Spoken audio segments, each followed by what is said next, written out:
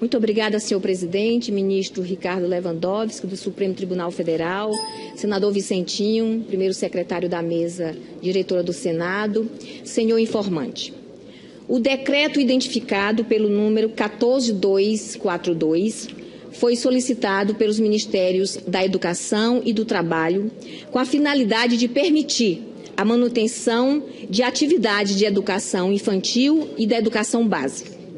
Foram esses recursos que permitiram a aplicação das provas do Enem e do ENAD, o pagamento de bolsas de residência em saúde, de estágio do programa Ciência Sem Fronteira, além da continuidade da implantação de novas universidades em nosso país. Garantiram também ações de graduação, pós-graduação, pesquisa e extensão, expansão e reestruturação dos institutos federais de ensino, ciência e tecnologia e a manutenção dos nossos institutos federais da rede federal de educação superior do nosso país.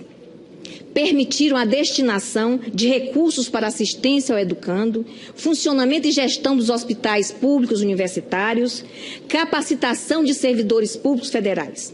É importante frisar que esses recursos são provenientes de convênios, de doações privadas, receitas próprias e superávit no PIS/PASEP, dentre outras formas. E é fundamental que seja aqui dito e salientado, senhor presidente, os recursos decorrentes desse decreto possibilitaram a continuidade de programas importantíssimos de inclusão social. Pois a minha pergunta é a seguinte: Vossa Senhoria entende que essas políticas públicas não deveriam ter sido aplicadas? Acredita realmente que era razoável deixar de aplicar as políticas em nome de um conceito extremamente questionável de cumprimento de metas?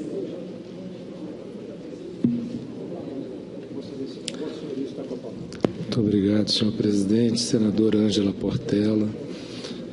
Da mesma forma que assinalei em relação à pergunta da senadora Fátima Bezerra, é evidente que a despesa pública é meritória e Vossa Excelência elencou uma série de despesas que, primeiro, poderiam já estar previstas no orçamento se o planejamento fosse adequado. Nada disso é surpresa. ENAD, Enem, Ciência Sem Fronteira.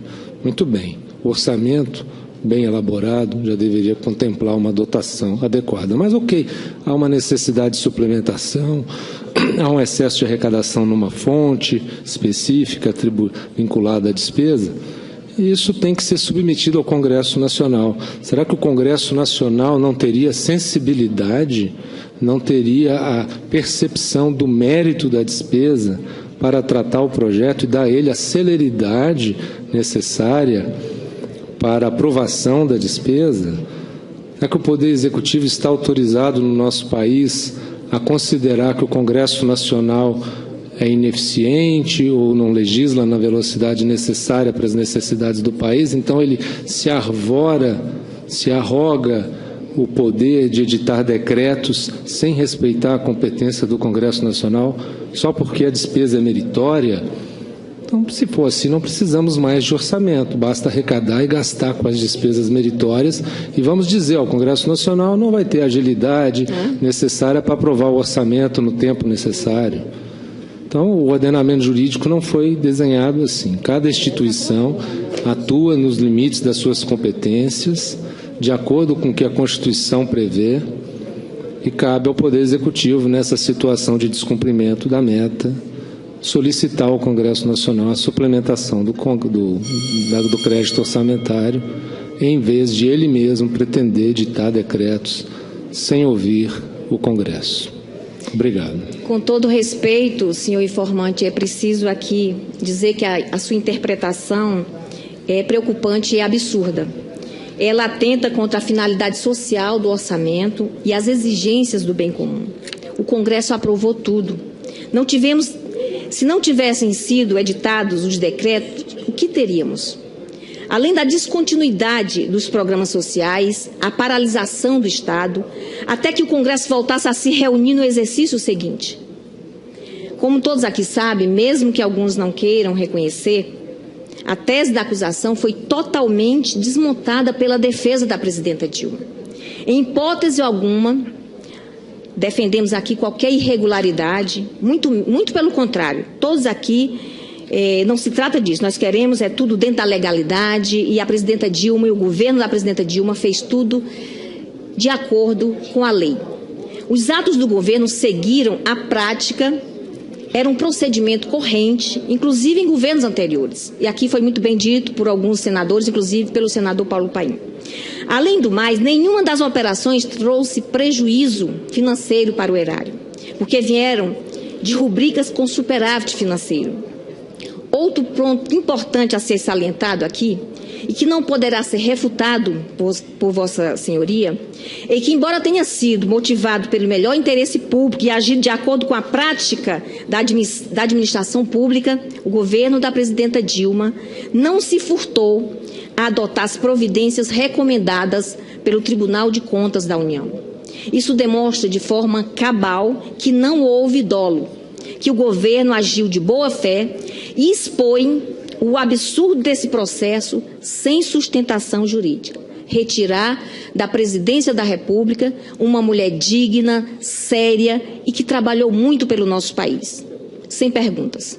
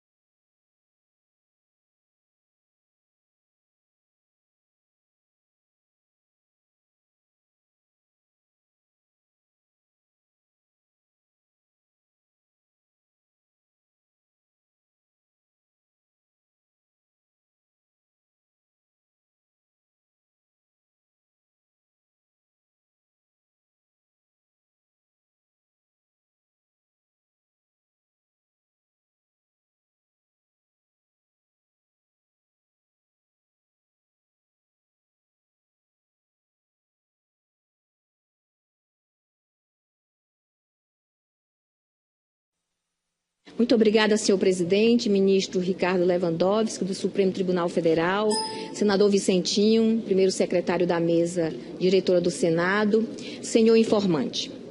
O decreto identificado pelo número 14242 foi solicitado pelos Ministérios da Educação e do Trabalho com a finalidade de permitir a manutenção de atividade de educação infantil e da educação básica. Foram esses recursos que permitiram a aplicação das provas do Enem e do ENAD, o pagamento de bolsas de residência em saúde, de estágio do programa Ciência Sem Fronteira, além da continuidade da implantação de novas universidades em nosso país.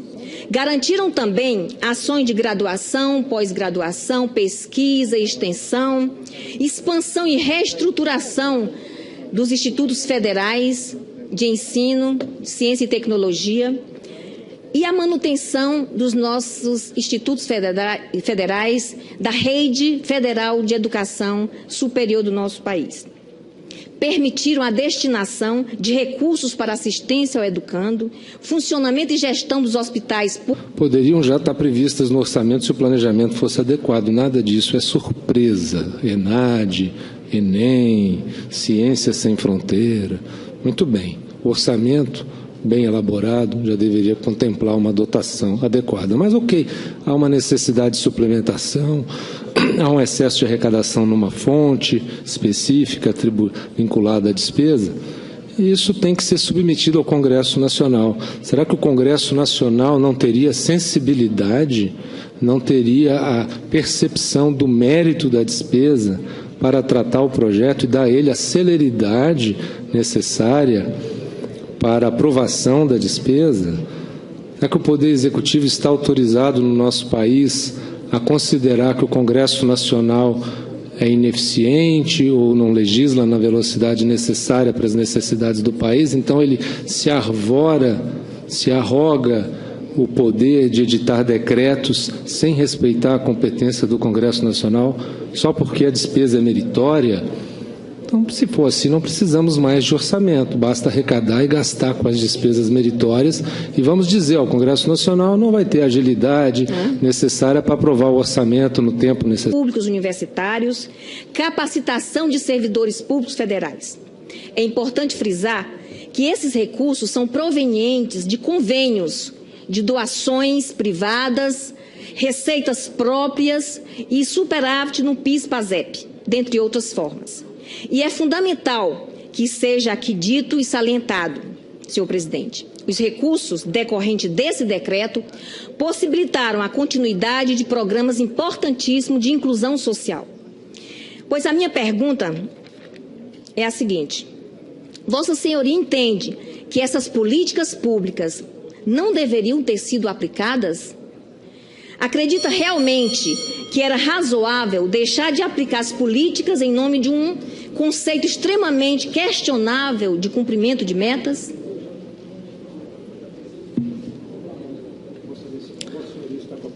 Muito obrigado, senhor presidente. Senadora Ângela Portela, da mesma forma que assinalei em relação à pergunta da senadora Fátima Bezerra, é evidente que a despesa pública é meritória, e Vossa Excelência elencou uma série de despesas que, primeiro... Nós queremos tudo dentro da legalidade, e a presidenta Dilma e o governo da presidenta Dilma fez tudo de acordo com a lei. Os atos do governo seguiram a prática, era um procedimento corrente, inclusive em governos anteriores. E aqui foi muito bem dito por alguns senadores, inclusive pelo senador Paulo Paim. Além do mais, nenhuma das operações trouxe prejuízo financeiro para o erário, porque vieram de rubricas com superávit financeiro. Outro ponto importante a ser salientado aqui, e que não poderá ser refutado por Vossa Senhoria, é que, embora tenha sido motivado pelo melhor interesse público e agido de acordo com a prática da administração pública, o governo da presidenta Dilma não se furtou a adotar as providências recomendadas pelo Tribunal de Contas da União. Isso demonstra de forma cabal que não houve dolo, que o governo agiu de boa fé e expõe o absurdo desse processo sem sustentação jurídica. Retirar da presidência da República uma mulher digna, séria e que trabalhou muito pelo nosso país. Sem perguntas.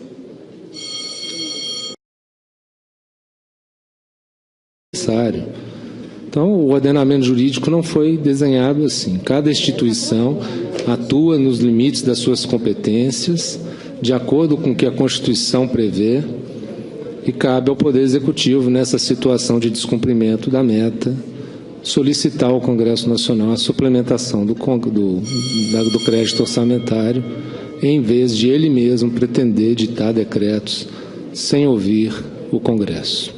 Obrigado. Com todo respeito, senhor informante, é preciso aqui dizer que a sua interpretação é preocupante e absurda. Ela atenta contra a finalidade social do orçamento e as exigências do bem comum. O Congresso aprovou tudo. Se não tivessem sido editados os decretos, o que teríamos? Além da descontinuidade dos programas sociais, a paralisação do Estado, até que o Congresso voltasse a se reunir no exercício seguinte. Como todos aqui sabem, mesmo que alguns não queiram reconhecer, a tese da acusação foi totalmente desmontada pela defesa da presidenta Dilma.